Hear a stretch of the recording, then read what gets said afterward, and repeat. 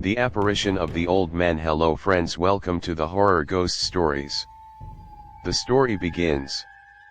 In a remote, fog-blanketed village nestled in the hills, there was an ancient, crumbling house at the end of a desolate street. It was the type of place children dared each other to approach, but no one ever stayed too long. The house had a reputation, as old as the village itself, steeped in dark rumors and whispered stories of strange happenings. It was said that, many years ago, an old man had lived there alone. His name was Elias, and the villagers claimed he had once been a kind and gentle soul, but something had changed. Over time, he became a recluse, shunning all contact with the outside world.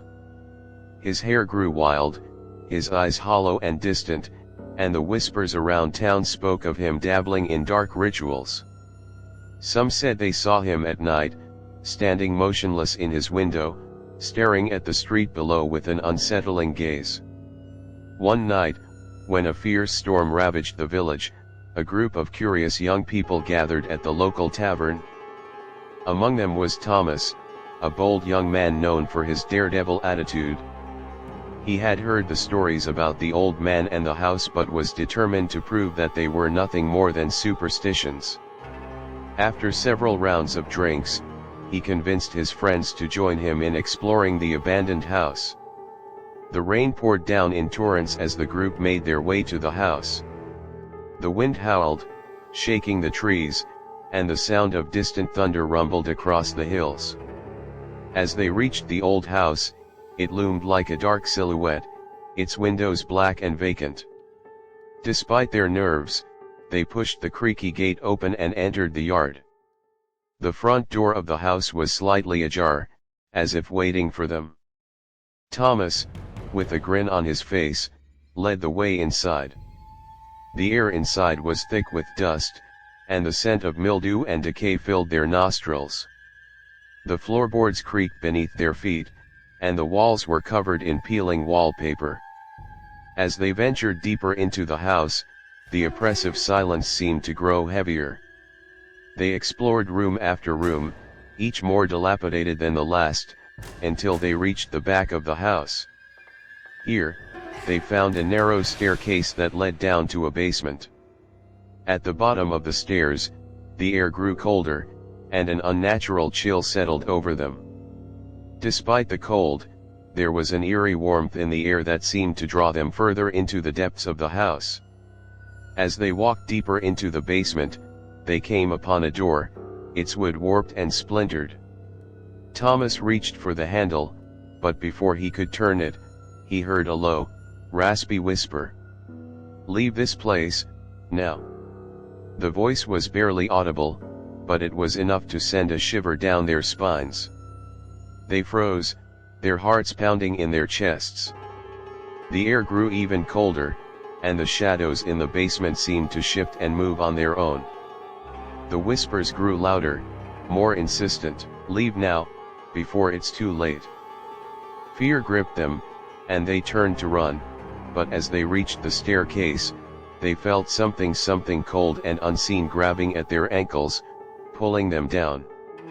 They stumbled, crashing into the stairs, their breath quick and panicked. Thomas, now desperate, reached for the door, flinging it open. But what lay beyond was not what they had expected. The room was not the basement at all, but a large, dimly lit chamber. The walls were lined with strange symbols, their meanings impossible to decipher. In the center of the room stood a tall, gaunt figure, an old man, his face obscured by shadows.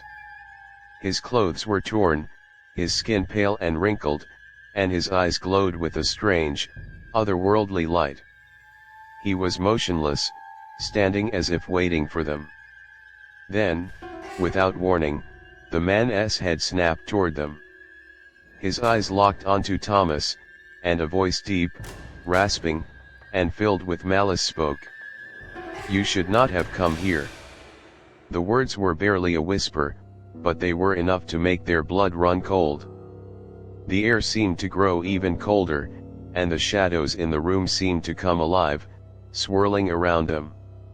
The old man's face twisted into a grotesque smile, revealing jagged, yellowed teeth. The group turned to flee, but as they reached the door, it slammed shut with an ear-splitting bang. The old man's laugh echoed through the room, a sound that was both maddening and terrifying.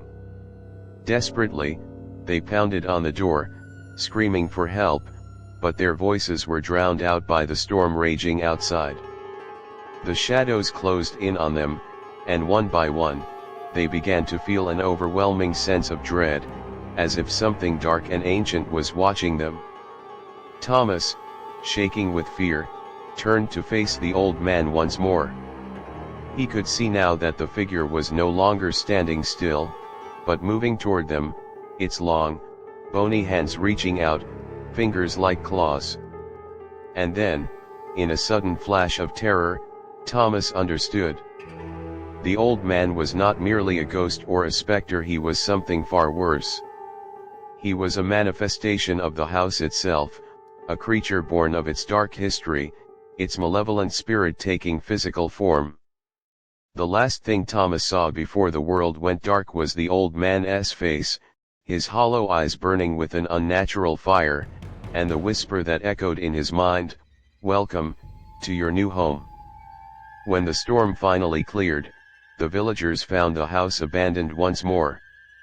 There were no signs of the group that had ventured inside. The old man was never seen again, but the house still stood, silent and waiting for its next visitors. And as the fog rolled in, the whispers could be heard once more, carried on the wind, "Leave now, before it's too late." Days passed since the storm, and the village seemed to return to its usual rhythm, though something had changed. The air felt heavier, as if the presence of the old man lingered, haunting the very streets. People avoided the road that led to the house, and the once bustling town square now felt eerily quiet. Among the villagers, one man couldn't shake the feeling that something was wrong. Samuel had lived in the village all his life and had heard the stories of Elias the old man, who had been both a mystery and a source of fear. Samuel was always skeptical of the supernatural, convinced that there was a logical explanation for everything. But after that night, he couldn't deny that something had happened, something beyond reason, something that defied explanation. A week after the storm, Samuel found himself standing at the edge of the village, staring at the house from a distance. The sun had just set, casting an orange glow over the landscape, and the air was thick with fog once more. There was a coldness to the atmosphere that made the hairs on the back of his neck stand up. Despite his doubts, his curiosity pulled him toward the house, urging him to uncover the truth. As he walked toward the gate, he noticed the ground beneath his feet seemed unnaturally soft, almost as if it were absorbing his steps. The house loomed before him, its windows dark and lifeless. The door was slightly ajar, just as it had been when the group of young people had entered. He hesitated for a moment, then pushed it open, stepping into the house. The interior was just as it had been before, damp and decaying, with an oppressive silence hanging in the air. Samuel's footsteps echoed as he walked deeper into the house, his eyes darting nervously from room to room. Everything appeared untouched, yet there was an unease that grew stronger with every step. He eventually found himself in the basement, just like the others had. The stairs creaked under his weight as he descended into the cold, musty air. The door at the bottom was still there, its wood warped and cracked. Samuel reached for the handle, and as his fingers made contact, he felt a sudden jolt, as though the house itself was alive, aware of his presence. The moment he opened the door, the temperature dropped drastically. It was as though he had stepped into a different realm entirely. The room beyond was vast, a chamber larger than the basement should have been. The walls were adorned with strange symbols, their meanings as alien as the space itself. The floor was covered in a thick layer of dust, yet there were no signs of disturbance. It was as though the room had been waiting for him, expecting him. Samuel stepped inside, and as soon as he did, the door slammed shut behind him. His heart raced, and he spun around, reaching for the handle, but it wouldn't budge. Panic began to set in as the room seemed to grow darker, the shadows stretching unnaturally, as though they were alive. From the corner of the room, he heard a soft sound, faint, but unmistakable. A voice, whispering his name. Samuel. His blood ran cold. The voice was low, raspy, and filled with an unmistakable sense of malice. He turned toward the sound, his eyes widening as he saw a figure slowly emerging from the darkness. It was the old man, Elias, but he looked different. His face was gaunt, his eyes wide and empty, his skin pale and stretched tight over his bones. "Why have you come?" Elias's voice echoed in the room, his tone a mix of curiosity and menace. Samuel wanted to run, but his legs felt frozen in place. He couldn't tear his eyes away from the figure before him. The old man's form seemed to waver, as though he were not entirely solid, but more like a shadow cast by some dark force. "You shouldn't have come here," Elias whispered, his mouth twisting into a twisted grin. "This place, it is not just a house. It is a prison, a place for souls like mine." The room began to shift, the walls closing in around Samuel. The symbols on the walls seemed to glow faintly, pulsating with an eerie light. The shadows stretched toward him, their tendrils brushing against his skin, leaving a cold, numbing sensation in their wake. Elias's laugh echoed through the chamber, a low, throaty sound that reverberated in Samuel's chest. The old man's eyes gleamed with an unnatural light, and he took a step closer, his hand outstretched as if to reach for Samuel. "You think you can leave," Elias hissed. "But you are already part of this place. Once you step into my domain, there is no escape. No one leaves the house, not once it has claimed you." A flood of memories suddenly overwhelmed Samuel, images of the village, his family, his life all fading away, slipping through his fingers like sand. The room around him seemed to warp and stretch, the air thickening as if the very fabric of reality was tearing apart. His heart raced as the old man drew closer, his skeletal fingers nearly brushing against Samuel's face. Samuel stumbled backward, his mind spinning with terror. But no matter how much he struggled, he could not break free from the invisible force that held him in place. Elias's voice filled his mind, cold and unrelenting. "You were foolish to think you could defy the house. It has claimed you, just as it claimed me. And now, you will never leave." In that moment, Samuel realized the horrifying truth: the old man was not a mere spirit or ghost. Elias was part of the house, a manifestation of its cursed history, and those who entered its walls were doomed to become a part of it as well. The house was a prison for lost souls, feeding on the fear and despair of anyone who dared to enter. The last thing Samuel saw was the old man's twisted grin as the shadows closed in around him, swallowing him whole. Outside, the storm continued to rage, the winds howling through the village. The house stood silent, its windows dark and lifeless.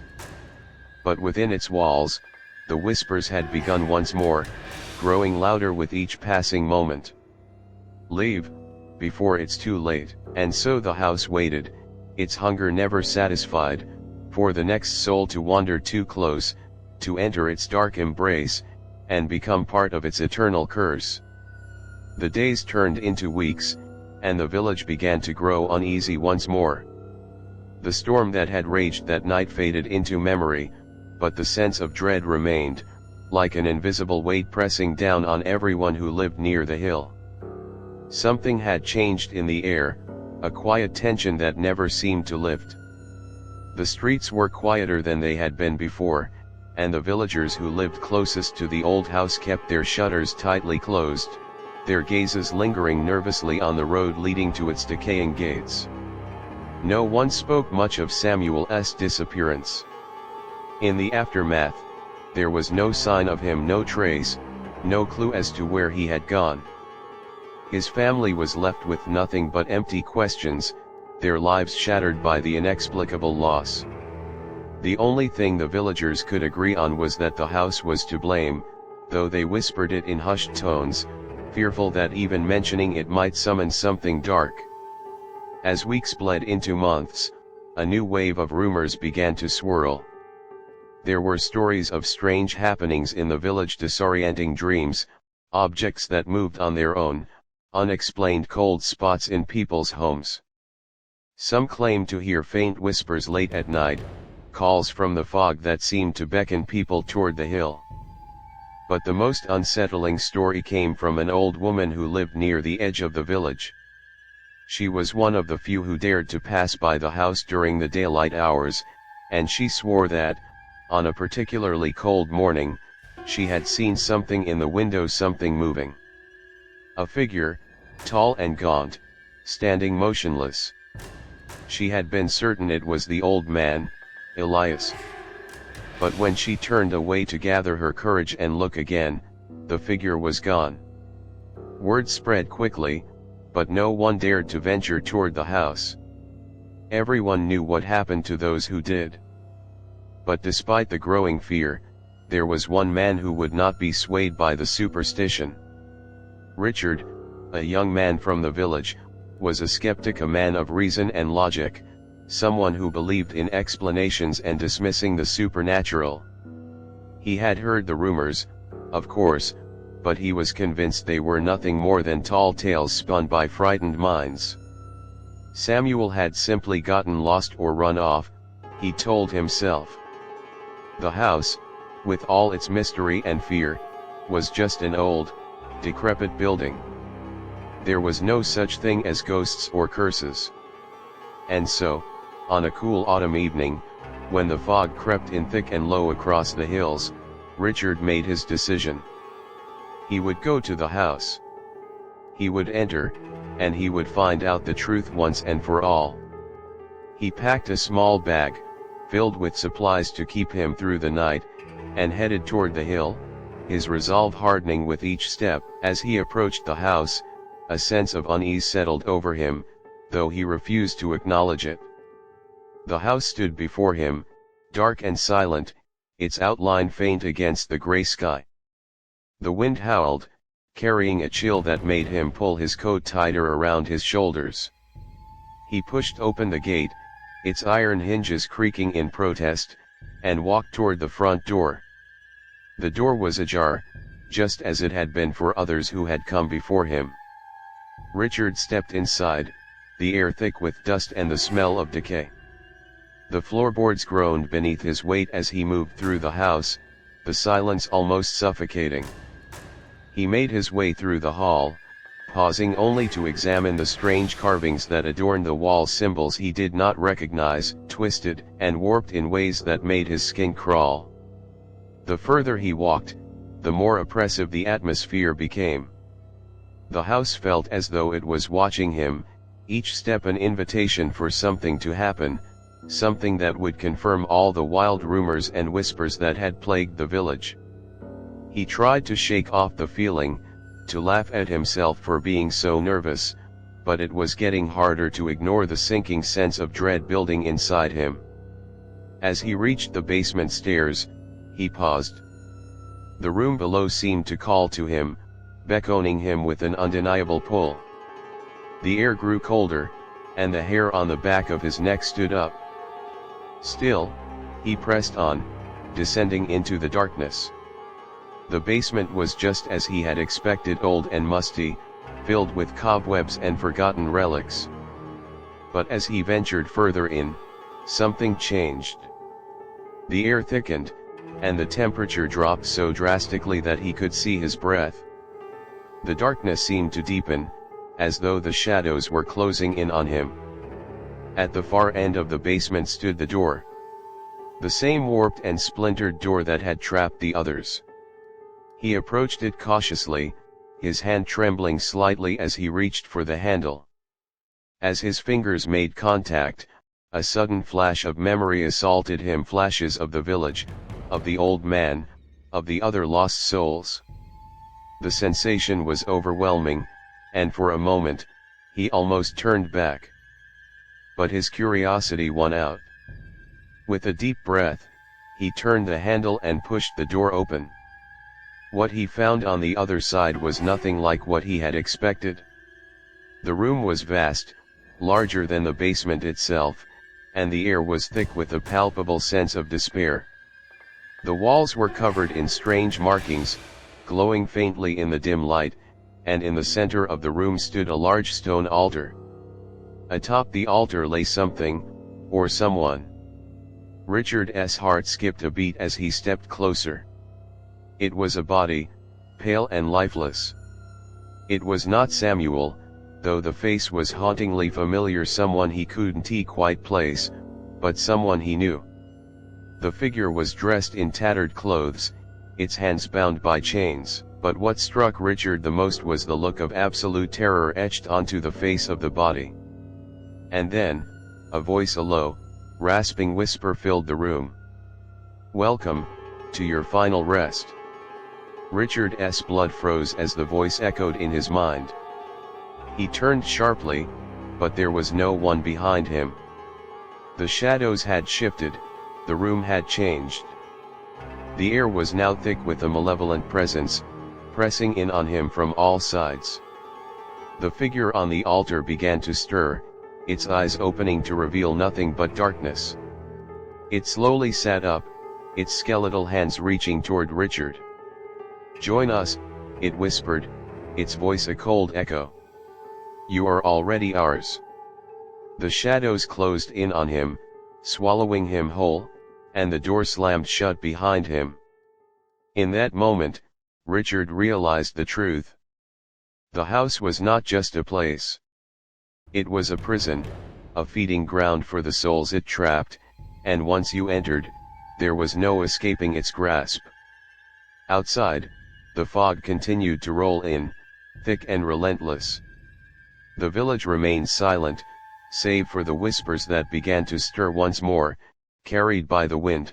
"Leave now, before it's too late." The end.